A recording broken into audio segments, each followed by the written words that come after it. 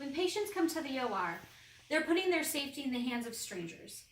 Operating room staff take every step possible to ensure that their safety is not compromised, but sometimes things fall through the cracks. One of those most pressing concerns in the OR is fire. In order to keep making improvements on patient safety, I will be talking about fire safety in the OR and recommending steps hospitals everywhere can take to improve their policies. The first thing we need to talk about when we're talking about fire in the OR is the fire triangle. In order for a fire to happen, you need to have oxygen, heat, and a fuel source. In the OR, there's many things that can provide this. For an air source, you can have the pure oxygen coming from anesthesia machines, the anesthetic agents such as nitrous oxide, and simply the room air. In order for the heat, there's many things that can happen, such as using lasers in the OR, using cautery, and even the light cords that are used in laparoscopic surgery. And finally, you need to have fuel, which in surgery can include drapes, alcohol-based skin preps, skin glue, and adhesives, all of which are used in the OR on a daily basis. The two factors that can be controlled at the sterile field of the fire triangle are going to be fuel and heat. The first thing we're going to talk about is heat. And the most pressing concern is going to be the use of cautery in the OR because that's used in every single case. There's two types of cautery that are used. Well, the first one is monopolar, which is a single direction electric flow. And this requires the patient to be grounded back to a machine in order for the electricity to flow. This can be affected by many things, but is mainly affected by metal that the patient has on themselves, whether it be piercings or implants from previous surgeries. The second kind of cautery is bipolar, which grounds itself. That does not require the patient to be grounded. It's usually used with a foot pedal, so it can incidentally be activated when people on the OR table step on it.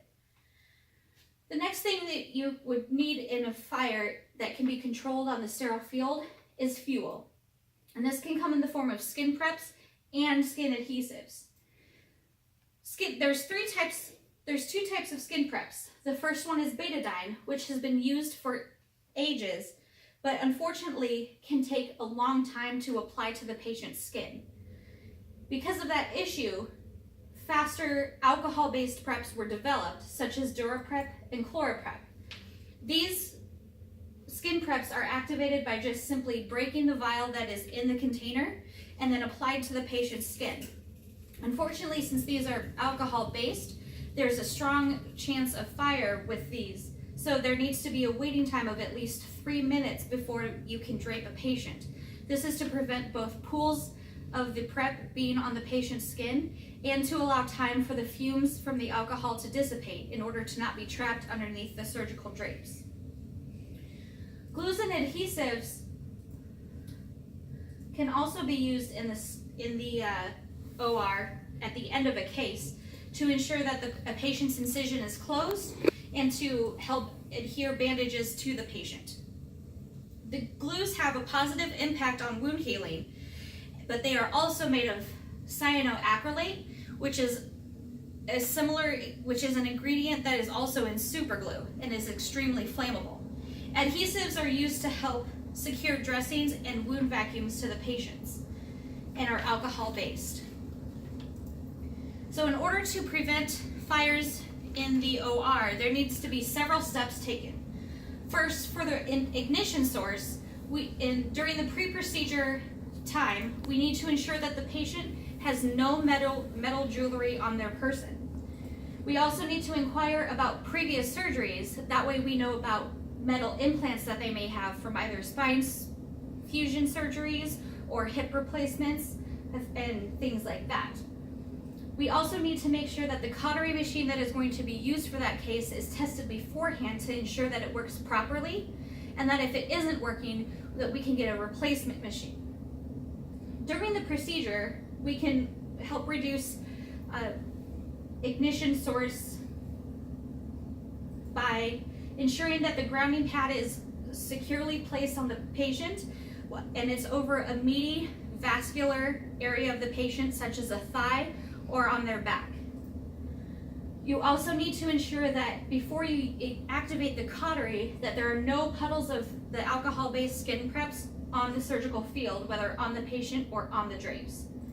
And before you give glues and adhesives to the field, you need to unplug the cautery pencil from the cautery machine and take the tip off of the working field to ensure that there's no way that the cautery can be activated. Some recommendations to control the fuel source on the skin prep is going to be to follow manufacturer's instructions for dry time on alcohol-based preps, which can be anywhere from 3 minutes on plain skin to up to an hour when you're working on areas that have lots of hair, such as the scalp. When you are prepping the patient, you need to take care to ensure that there are no pools of prep on the skin and that it doesn't drip onto the linens that are below the patient. For adhesives and skin glues, I would recommend that you keep skin glue and adhesives off of the sterile field until they are used at the end of the case. And before you put them on the field, ensure that the cautery is unplugged and the tip is off. And if cautery does have to be resumed, you would make sure that you would wait an adequate amount of time, which is at least 3 to 5 minutes before using cautery again, if it were to become necessary. Another thing that we can use to prevent fires is the surgical timeout.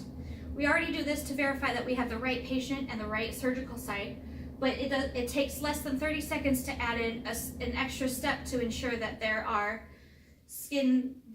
fire discussions within the timeout.